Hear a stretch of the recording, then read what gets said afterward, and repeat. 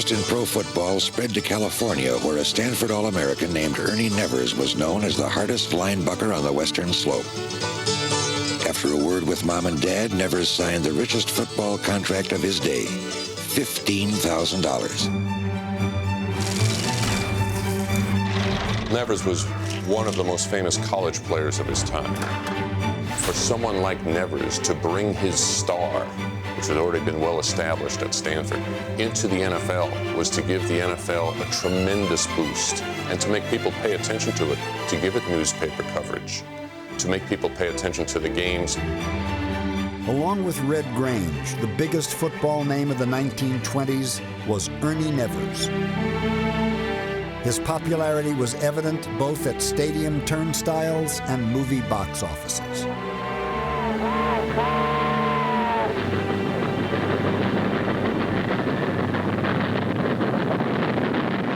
I'm afraid that the crooks will get away if the storm breaks.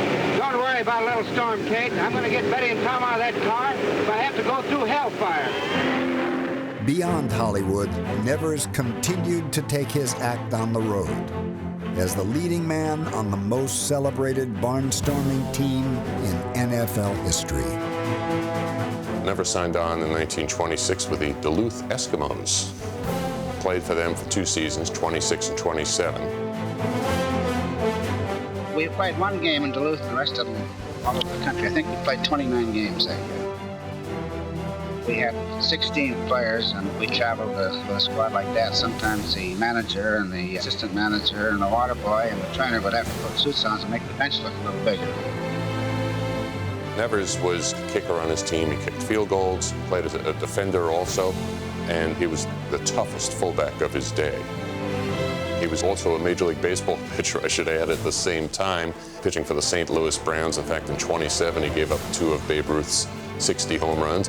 And then he came back to the Chicago Cardinals to play 3 more years in the NFL from 29 to 31.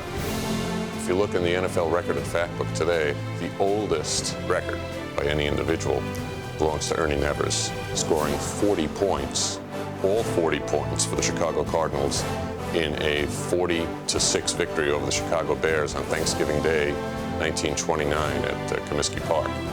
The game before that, Nevers scored all 19 points for the Cardinals. So think of it. In that season, 59 consecutive Cardinal points were scored by Ernie Nevers. That also is a record that hasn't been broken from that time. When the Pro Football Hall of Fame first opened its doors in 1963, the inaugural induction class was an NFL who's who. It included Bronco Nagurski, Don Hudson, Mel Hine,